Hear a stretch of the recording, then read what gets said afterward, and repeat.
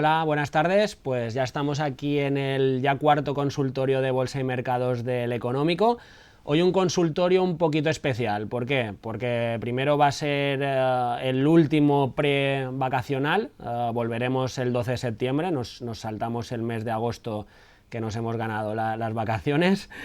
Y además va a ser un consultorio que va a haber una previa. ¿Por qué? Porque ha habido muchas preguntas sobre cómo afecta la inflación a las bolsas, cómo afecta a los tipos de interés, que si habrá esta inflación y esto cómo repercute a los mercados, etcétera, etcétera.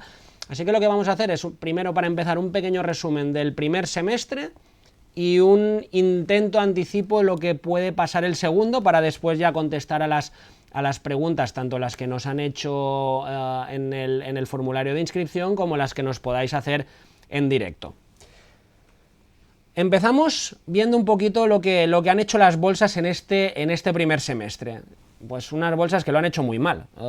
Vemos aquí Europa con caídas desde el 7% del IBEX, el IBEX uno de los índices que peor lo llevaba haciendo durante los últimos años, ha sido el que menos mal lo ha hecho en esta primera parte de 2020. Vemos Estados Unidos que caídas fortísimas, de casi el 30% en el índice tecnológico Nasdaq, ya son caídas muy serias, ya son caídas con rotura de soporte, ya son caídas con cambios de tendencia. Ni siquiera en América se salva el Bovespa brasileño, que lo llevaba haciendo muy bien hasta mediados de mayo aproximadamente, estaba en positivo. Sin embargo, las últimas semanas de junio pues también ha llevado a signo negativo, y también mal en Asia, pues dependiendo del índice, desde el menos 21 del Kospi coreano hasta el menos 8 del Nikkei, o incluso en China caídas un poquito más bajas. Pero aquí al final lo que tenemos es un conjunto de bolsas. Si miramos el MSCI All Countries, del 21% de caída. Es una caída muy significativa para 6 meses, es una caída que los que tenemos carteras de bolsa pues estamos sufriendo. Seguramente, si más o menos lo hacemos bien, pues caídas un poco menores de este 21%, pero ahí está. Esta es la media, estos son los activos más que marcan la rentabilidad de las bolsas mundiales, un 21% de caídas.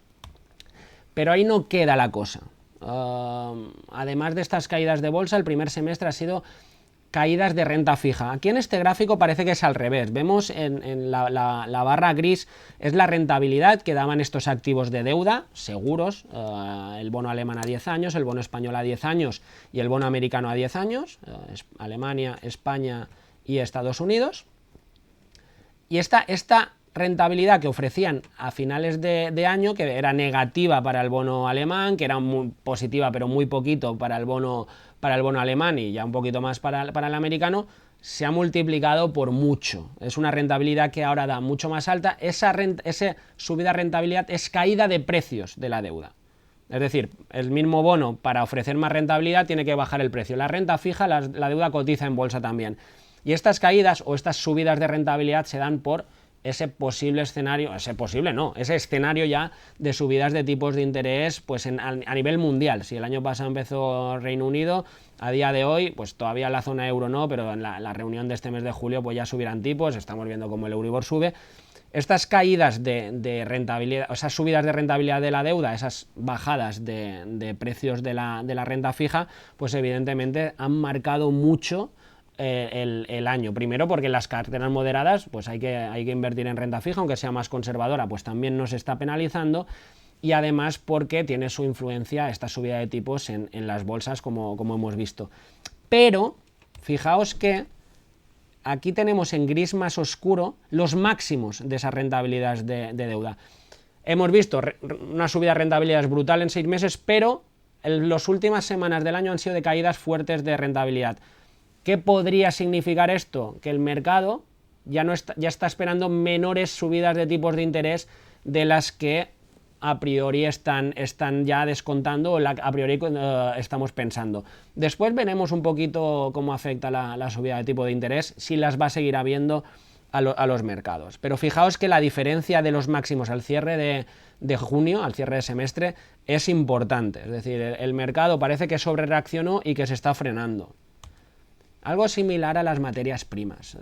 Estamos oyendo mucho subidas de petróleo, subidas de gas natural. Fijaos, y es verdad, el primer semestre ha sido una subida de petróleo del 40%, del 45% para el gas natural. El oro se ha quedado atrás en lo que es la subida de materias primas. No sé si decir que no ha ejercido como valor refugio, porque a ver, caer un 1% cuando la renta fija está cayendo, hay fondos de renta fija que están llegando a caer hasta el 10%, casi la mitad de las caídas de bolsas. Los mixtos pues cayendo un 15%, las bolsas lo hemos visto un 20%. Es verdad que ese menos 1% del oro pues podría considerarse refugio, pero no ha estado exento de rentabilidades negativas tampoco. Y fijaos a continuación cómo la materia prima también ha caído fuertemente desde máximos. Estamos muy asustados porque vemos la gasolina muy cara, el petróleo cara, pero sin embargo, el petróleo desde máximos a cierre del semestre ha caído un 21%, un 43% el gas natural, un 11% el oro. Es decir, el mercado también parece que durante este primer semestre ha puesto freno a las subidas de rentabilidad de deuda y de bonos públicos. O sea que hasta... Este es el resumen, un resumen del primer semestre de caídas fuertes de bolsa, subidas de materias primas y subidas de rentabilidad de deuda, pero en los dos últimos factores, no el último, porque las bolsas sí que prácticamente han cerrado en mínimo, pues de una relajación muy fuerte que podría repercutir positivamente en los próximos meses a las bolsas, que es lo que veremos a continuación. Muy ligado a todo esto, ya... ¿Qué factores tenemos cara al segundo semestre, incluso seguramente al primer semestre de 2023? Inflación y subida de tipos, lo hemos visto, subida muy fuerte de materia prima, subida muy fuerte de rentabilidad de deuda. Al final, pues, estamos viendo estas inflaciones del 10.2 de la preliminar de junio en España, subidas de inflación brutales. Sin embargo, vamos a poner en perspectiva estas subidas, primero, si van a ser duraderas. Tenemos que pensar que este dato de inflación, por ejemplo, del 10.2 de junio, que veremos si se confirma, pero no variará mucho, será 10.3, 10.1, 10, no variará mucho el preliminar del definitivo. Nos estamos comparando hoy a junio de 2021, son datos interanuales, por lo tanto ya cuando veamos el dato de inflación de diciembre, lo compararemos con diciembre de 2021, que ya era alta.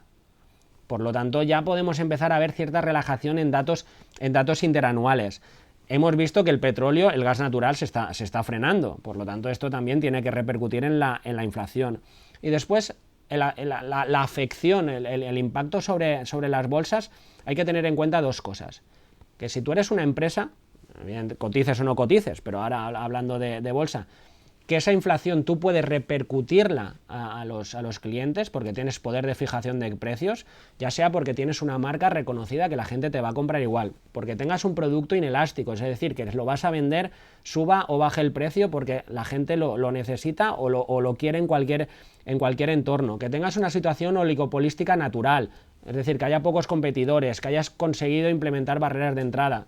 Pues esas subidas de inflación no te afectan porque te suben el coste, pero tú también vas a subir el precio. Por lo tanto, hay que buscar, esas son las empresas que hay que buscar en bolsa, porque es verdad que el petróleo se frena, los datos son interanuales y podemos ver relajación, pero la inflación ha subido y bajar no creo que baje, aunque veamos lecturas más suaves. Y muy ligada a la inflación está la subida de tipos. Nos suben tipos de interés porque nos están subiendo la inflación. Los bancos centrales han estado muchos años tirando dinero a la economía, inyectando más que tirando dinero a la economía. Por lo tanto, el dinero cada vez vale menos. Si hay mucho de algo vale menos, pues eso es la inflación. El dinero vale menos respecto a los activos, a los productos y servicios que compramos. ¿Qué hacen ahora los bancos centrales? Lo contrario, subir tipos de interés, ya sean secundarios como principales. Evidentemente, una subida de tipos de interés, ¿a qué empresas les va a perjudicar? A las que tienen deuda. Que hay que buscar empresas que tengan poca deuda. Entonces, aquí ya no nos afectan. Incluso hay empresas que se pueden beneficiar de subidas de tipos de interés. Véase los que prestan el dinero, véase los bancos, que tienen después pueden tener un problema, pero a priori la subida de tipos de interés pues le iría bien a empresas poco endeudadas o que se beneficien del endeudamiento de otros. Aquí os he puesto curva de tipos porque igual que antes veíamos como de máximos a mínimo, a cierre del semestre, las rentabilidades de deuda habían bajado, eso también se refleja en la curva de tipos. Las curvas de tipos, normalmente, ¿qué es una curva de tipos? Vas pintando a medida que los vencimientos de deuda son más largos, pues el tipo de interés va subiendo. ¿Por qué? Porque si tú dejas a alguien dinero a 10 años, le vas a cobrar más intereses que a 2 años. ¿Por qué? Porque lo vas a tener más tiempo el dinero parado, porque ese dinero pues tiene un riesgo de que pues a 10 años es más fácil que seas insolvente que no a 2, si has analizado a quién le prestas, y además hay un coste de oportunidad que ese dinero no lo estás invirtiendo en otros activos que a 10 años evidentemente te pueden dar más rentabilidad. En cambio, ¿qué pasa? Las curvas se han aplanado incluso invertido. Se está pidiendo más rentabilidad a 3 años en Estados Unidos que a 10.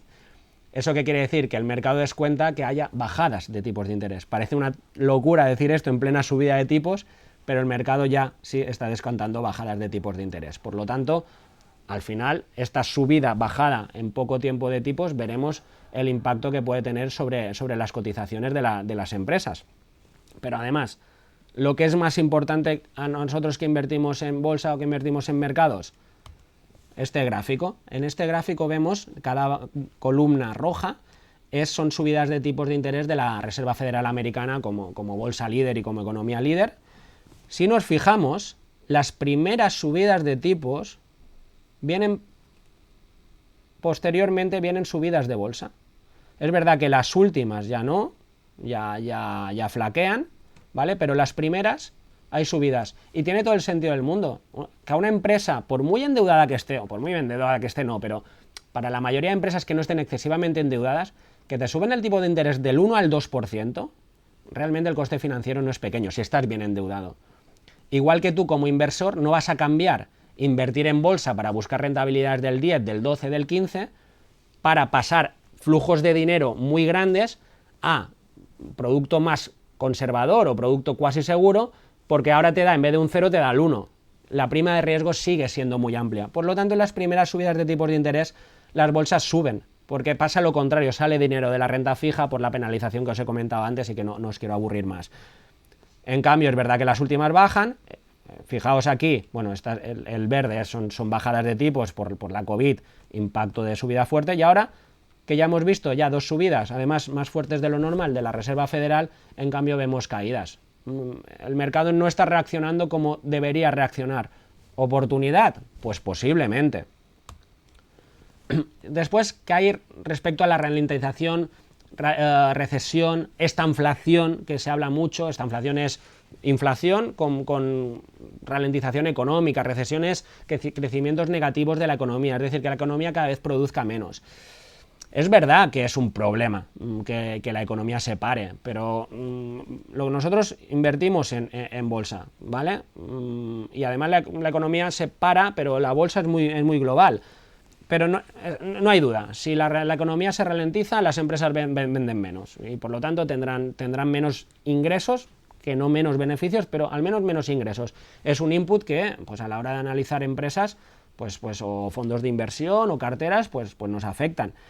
Pero si nos preocupaba tanto la inflación y esta ralentización económica, puede frenar la inflación. ¿Por qué? Porque la gente consumirá menos, usará menos inyecciones de liquidez que tenía, por lo tanto, pues los precios van a subir menos. De hecho, es uno de los motivos por los que las materias primas hemos visto que caían, ¿eh? Porque el mundo, como se está ralentizando, pues se pide menos menos petróleo. ¿Por qué hay menos barcos llenos de containers? Porque hay menos aviones, porque hay menos cruceros, porque hay menos furgonetas. Incluso ya no te digo los particulares, que a las materias primas tampoco les tenemos tanto impacto, pero sí los grandes buques, los grandes aviones, pues si hay ralentización económica van a consumir menos petróleo. El petróleo baja, por eso está cayendo el petróleo.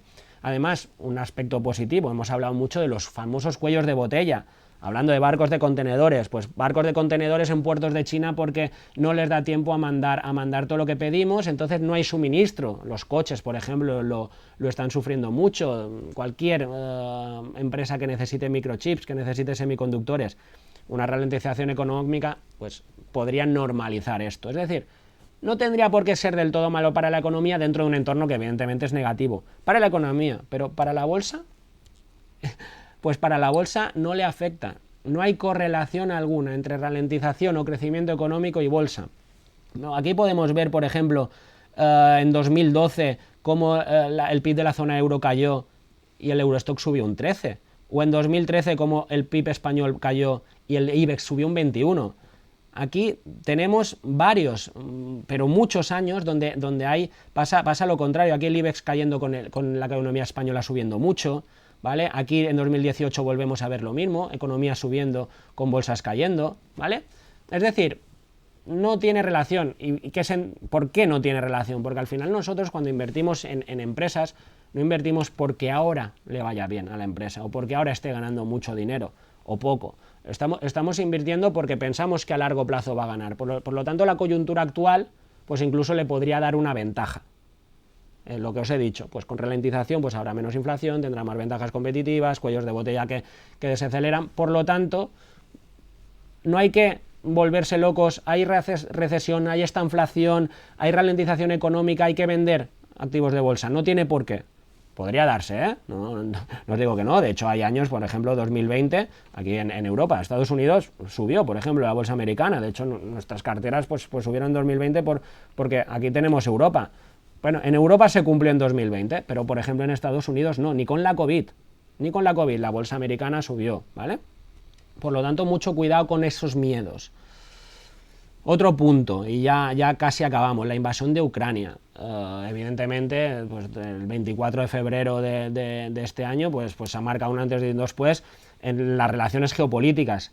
También en la economía, pues seguramente no tanto, ¿vale? Partiendo de la base que es una catástrofe humanitaria y que nos repele a todos y que es un desastre y ver informativos pues es un auténtico desastre.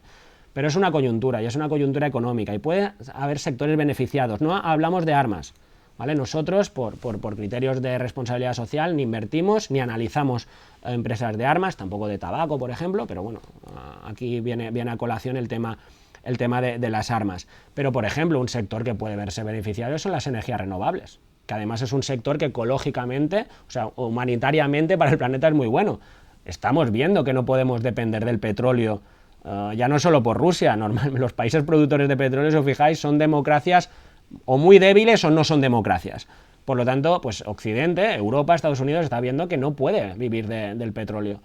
Por lo tanto, esta búsqueda, esa aceleración en inversiones en energías alternativas, pues tiene su impacto en bolsa. De hecho, es uno de los sectores que ha subido desde este fatídico 24 de febrero. Además, con la guerra lo que se ha eliminado ahora es la incertidumbre.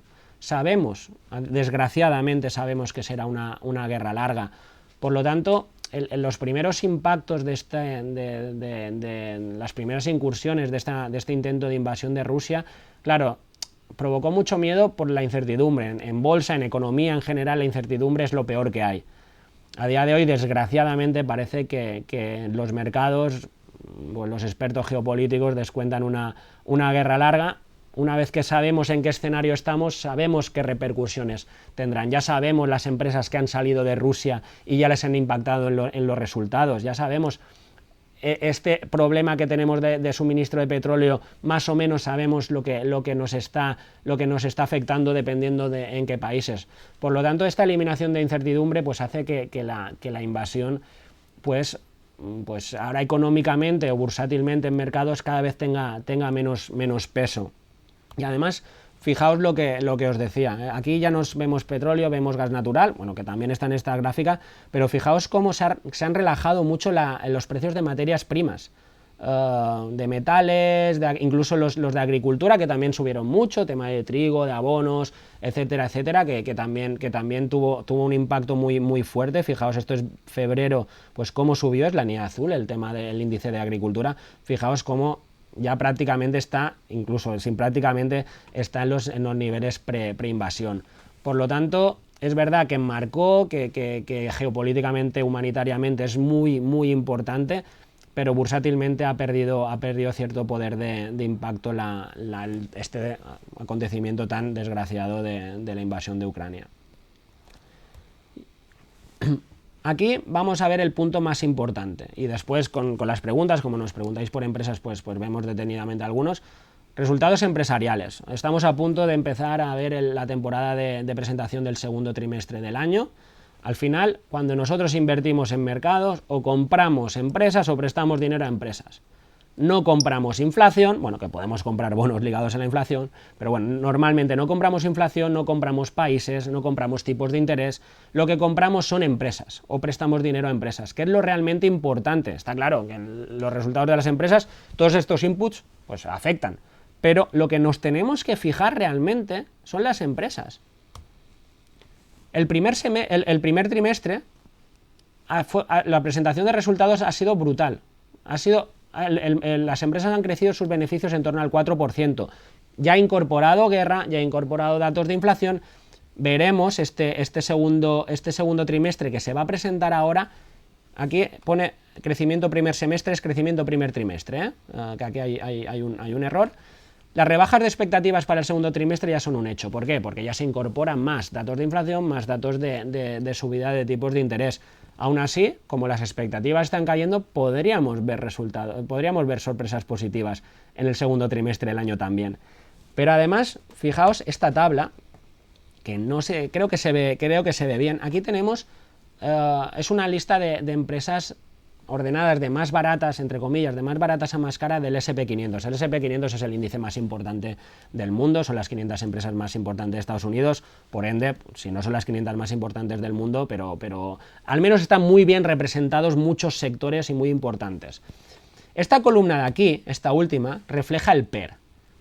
El PER es el número de veces que el beneficio de la empresa está contenido en el precio. Es decir, un PER 1 querría decir que el beneficio de la empresa es igual al precio de la inversión, es decir, tú pagas 100 euros por una acción y el beneficio de esa acción son 100 euros, ¿vale? Es decir, cuanto más bajo sea el PER, mejor.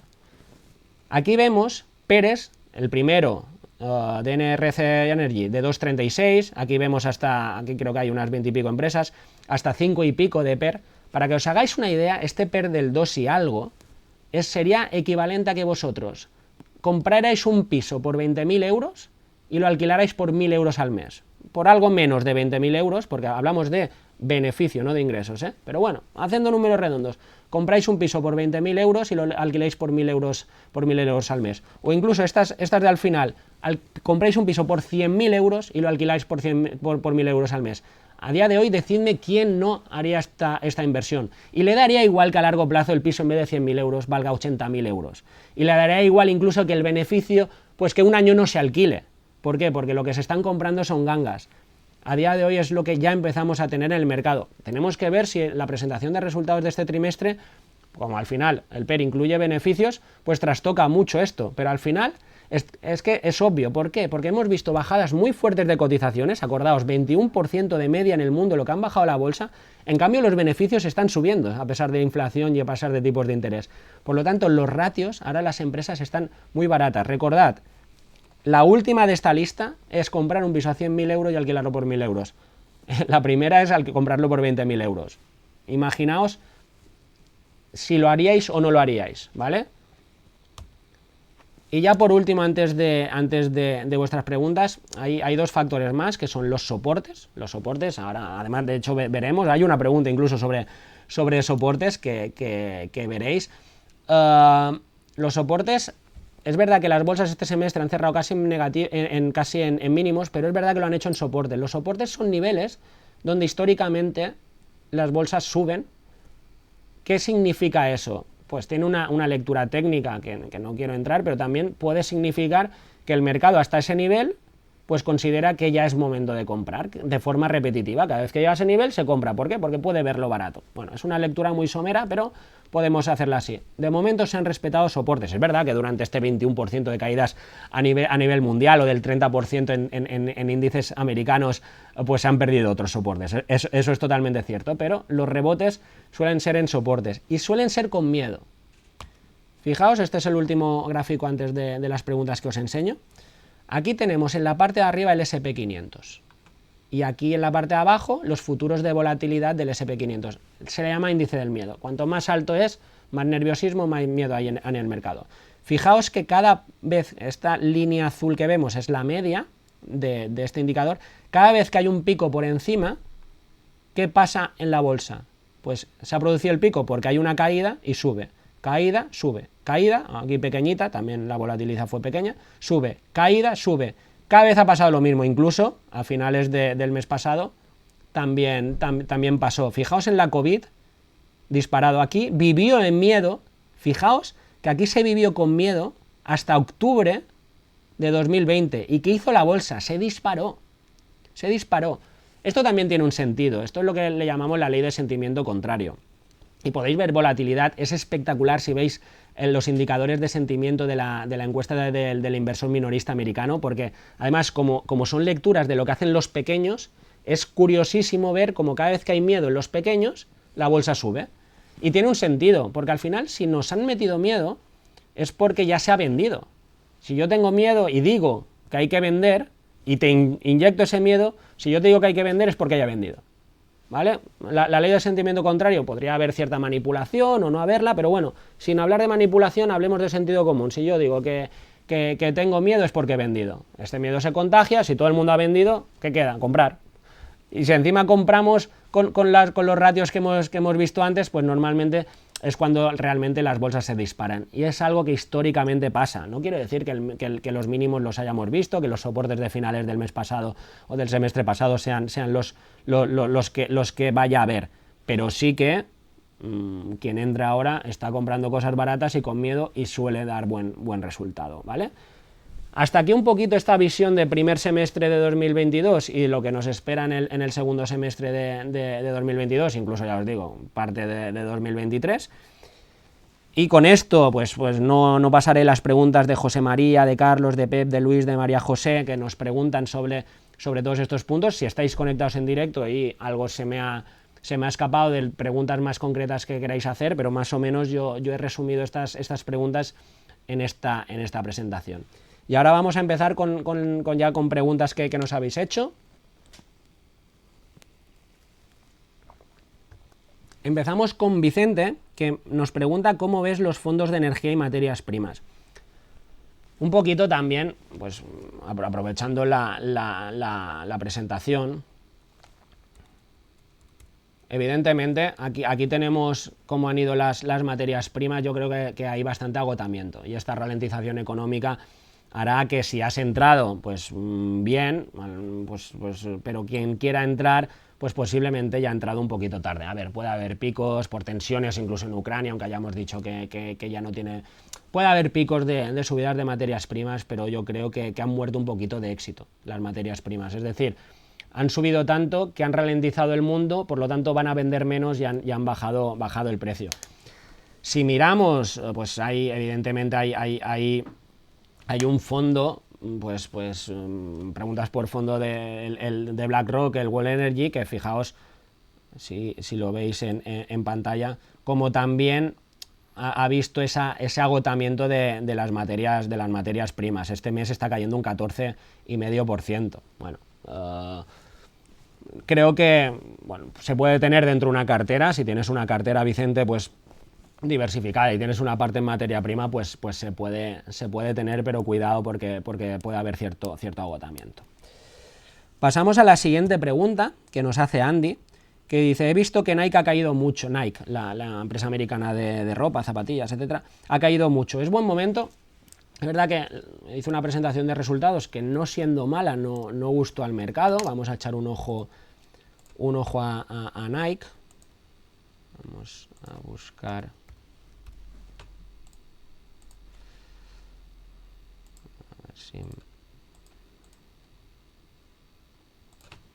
Vamos. Aquí lo tenemos. Fijaos que con estas caídas le marca el consenso de mercado un precio objetivo de 140,37, eso es a precio del viernes. Recordad que hoy Estados Unidos está cerrado. Un potencial de crecimiento del 38%, pero es verdad que los analistas están rebajando las estimaciones de valor objetivo de Nike. Tenemos PERs todavía altos en Nike, ¿vale? Entre el 26-30, es verdad que están bajando, que eso es buena señal.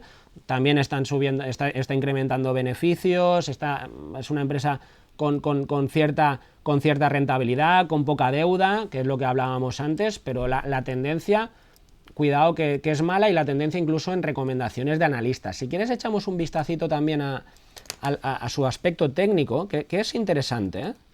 Es interesante. A ver, que lo tenemos aquí.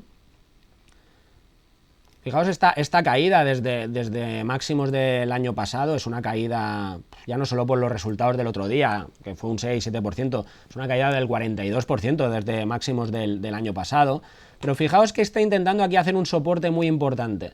Yo aquí, Andy, si no has entrado, te diría que, bueno, que sí, evidentemente no te voy a decir lo que tienes que hacer, pero a lo mejor está bien esperar si recupera este nivel de aquí, ¿vale? Porque una rotura de soportes, pues muchas veces lo que provoca es aceleración de las ventas. Si ese soporte que otras veces ha funcionado ha dejado de funcionar, se activan más las ventas.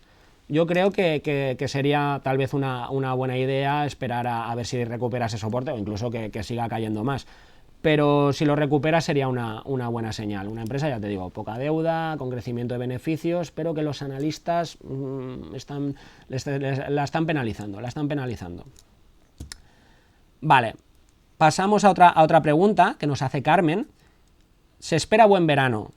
¿Invertir en acciones hoteleras o aerolíneas? Acaba en interrogante.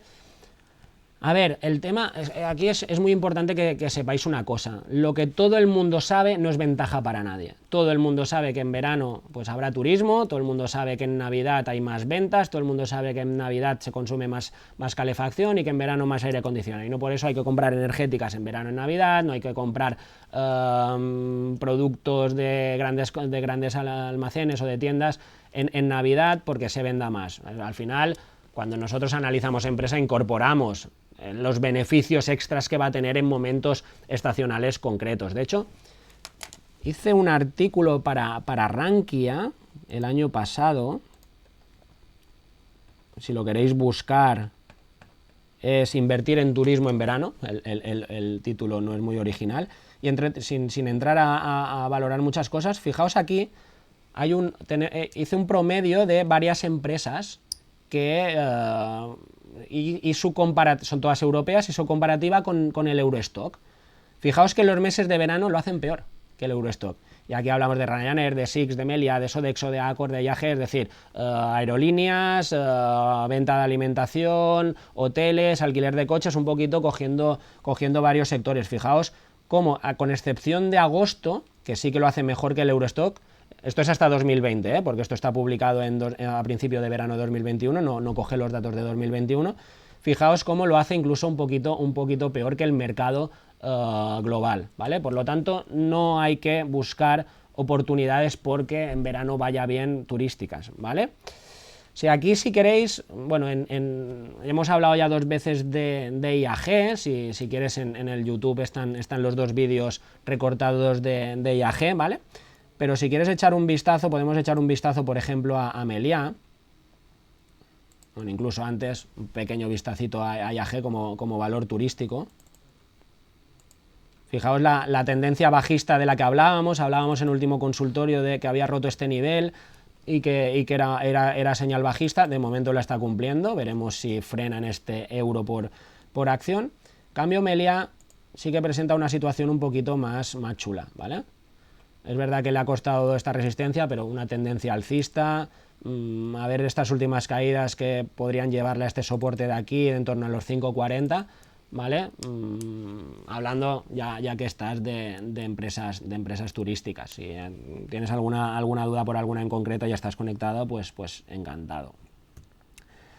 Vamos a otra pregunta de Nicolás, que nos pregunta sobre Renault.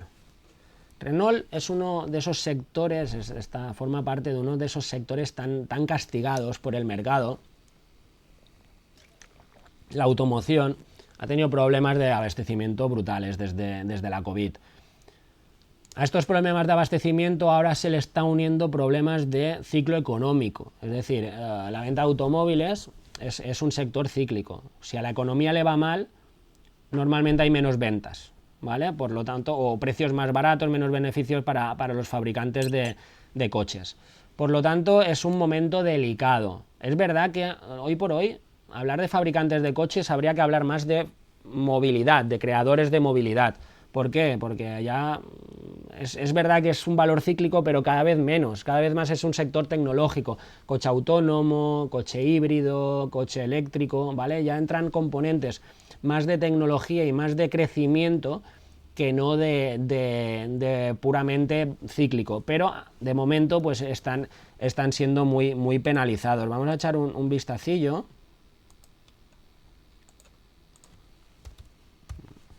Aquí tenemos Renault. Fíjate que también, es verdad, ahora veremos gráficamente las caídas que ha sufrido, todavía le dan un potencial de revalorización los analistas de un 51%, es decir, lo consideran una ganga los analistas. El valor no está cayendo a pesar del crecimiento de cotización, el valor de valor fundamental lo están manteniendo bastante plano, con PERs muy baratos, este 7,45.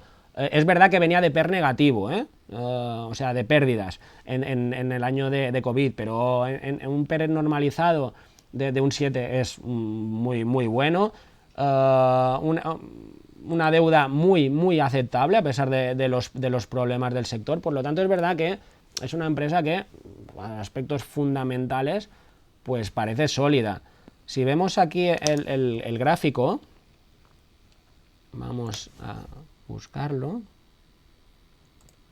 Fijaos cómo la tendencia es bajista, ¿vale? Sobre todo desde estos máximos de 2022, cuando se acelera la ralentización económica. Fijaos que aquí hace suelo, sube, ¿por qué? Porque, bueno, pues el mundo había crecido después de la COVID, pero la caída es fortísima cuando se empiezan a ver señales de ralentización. Aquí pierde un soporte importante o no recupera, intenta recuperarlo varias veces, el soporte 25.4, estando por debajo, pues tal vez sería bueno esperar o que vuelva al entorno de 20, no, pero 21 y algo, ¿vale? Pero si recuperara este nivel de 25, viendo las valoraciones tan atractivas que tiene, pues oye, podría ser una oportunidad de incorporar en cartera o al menos de analizarlo. Vamos con otra pregunta. Antonio, ¿qué opinas sobre una posible evolución significativa y al alza de los valores BBVA y Santander? Aquí en la pregunta se nota que quiere que le diga que van a ir bien. A ver, otros valores cíclicos. Antes en la introducción he comentado un poquito que los bancos, la subida de tipos les va ideal. ¿Por qué? Porque son más márgenes. Al final, pues lo que a las empresas de deuda les fastidia, a los que dan deuda, pues les beneficia. Pero por el otro lado de la balanza tenemos el tema de la ralentización económica. Si hay ralentización económica, no hay sector más cíclico que la banca. ¿Por qué? Porque si hay ralentización económica, los salarios son más bajos, hay más paro, las empresas pues invierten menos, por lo tanto hay menos hipotecas, las hipotecas se dejan de pagar, los clientes tienen menos ahorros, las pólizas de crédito empiezan a sufrir, es decir, y si miramos además evolución de beneficios, aquí sí que hay mucha correlación entre crecimiento económico y sector bancario. Pero también es verdad que ha estado muy penalizado. Vamos a echar un ojo a BBVA y Santander.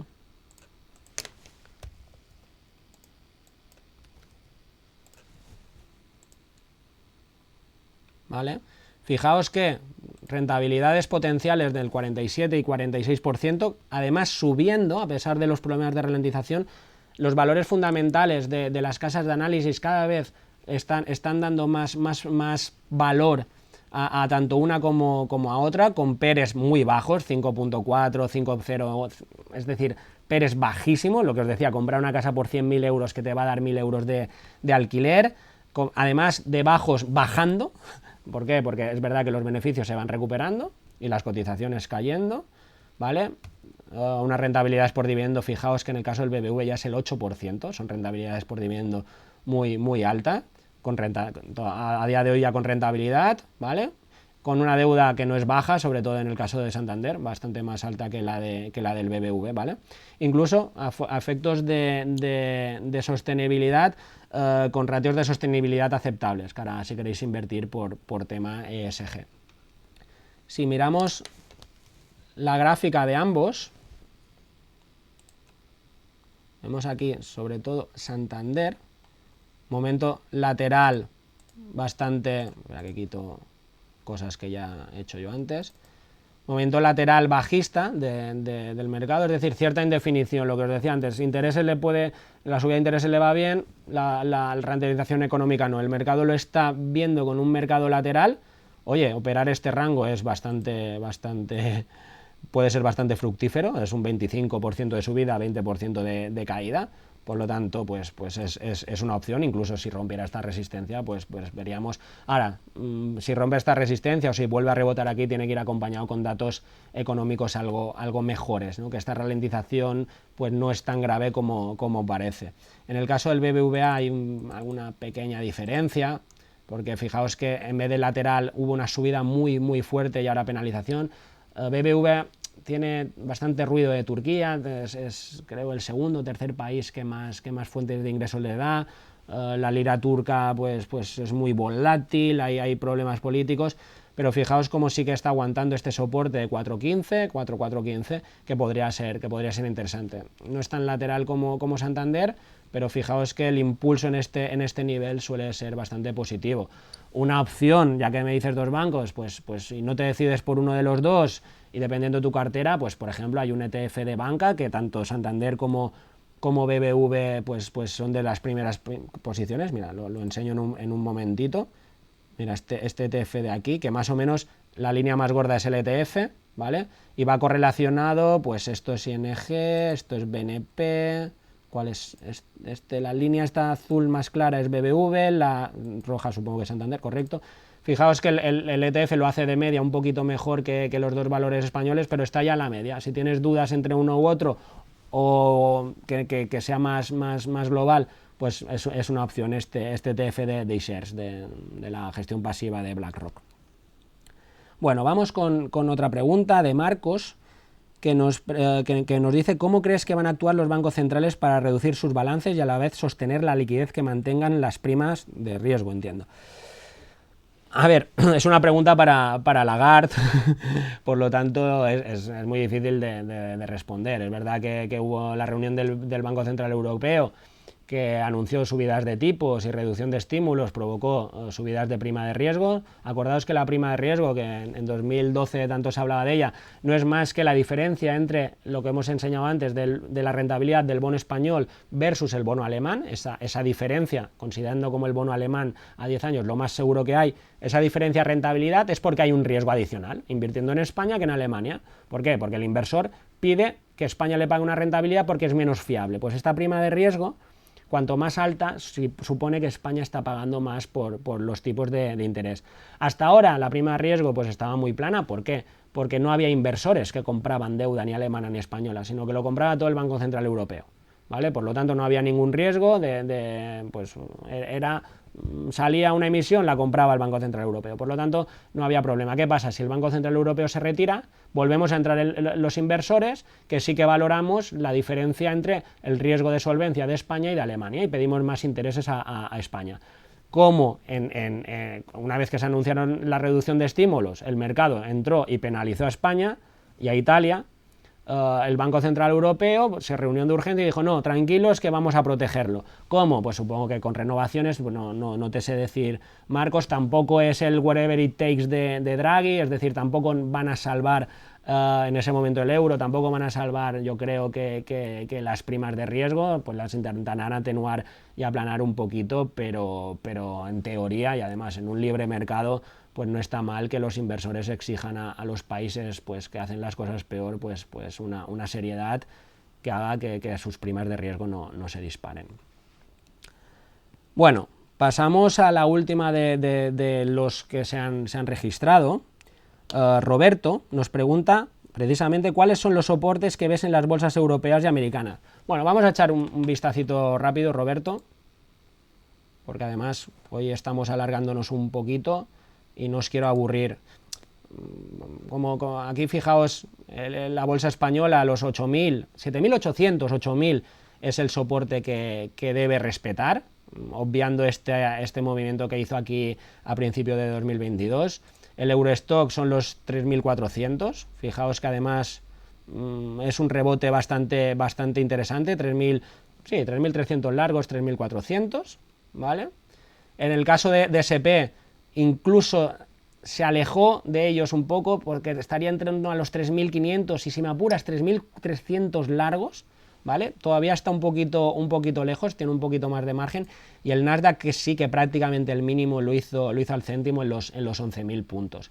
Estos serían los soportes a respetar para ver subidas empezar a ver subidas. Ojo, si se pierde. La teoría nos dice que si el rebote funciona es porque hay muchas órdenes de compra, se dispara, evidentemente suele funcionar con valores baratos como hemos visto, con miedo como hemos visto, pero ahora hay que ver si lo aguantan. Pero si se pierden es peligroso. ¿Por qué? Porque se anulan todas esas órdenes de compra. Todos los motivos que hacían subir se anulan y se pierden. Y de hecho en el Nasdaq, por ejemplo, aquí que tenemos el Nasdaq graficado, fijaos que cada vez que se rompe un soporte las caídas son fuertes. Veremos si estos se respetan. A ver, una pregunta que tenemos en vivo de José María. ¿Este soporte lateral que estamos viendo ya durante meses seguirá igual o iremos a buscar resistencia en este año? Es un poquito, José María, lo que comentaba antes. Incluso yo no podemos hablar de soporte lateral pues en bolsas europeas, en americanas la tendencia es bajista, no hay que mentir. Fijaos como una caída, esto es de máximos a mínimos, en el Nasdaq del 33% de caída. Es decir, es una caída muy fuerte. La clave de si se van a aguantar estos soportes es un poquito, bueno, será muy importante las presentaciones de resultados de este trimestre, que van a empezar ya, mediados de julio, y se concentran mucho, sobre todo en Europa, 26, 27, 28, ahí se empiezan a concentrar mucho, en Estados Unidos ya serán un poquito antes, pueden marcar un poquito, ver cómo de verdad ha afectado la inflación y las primeras subidas de tipos a las empresas. A la mínima que haya sorpresas negativas, unir buenos resultados empresariales con soportes, con miedo, suelen ser desencadenante de subidas fuertes. Está claro que bola de cristal no tenemos, pero sería muy importante. Vamos a estar un poquito a la expectativa de estos resultados trimestrales, que habrá algún susto, ¿eh? Ojo que va a haber sustos, pero también los ha habido otras veces, acordados de Facebook, Netflix, pues caídas muy fuertes en un mercado que no se tiene por qué ver afectado. Habrá sustos, porque habrá empresas que les afecten más de lo que pensamos, pero vamos a ver la globalidad, y un buen trimestre de resultados podría ser síntoma de rebote en soportes. A ver si hay más preguntas. Yo creo que no, que al haber contestado yo creo que tanto al principio y ahora, pues no hay más. Pues nada, con esto, hoy un poquito más largo, me perdonaréis, pero creo que hoy valía la pena.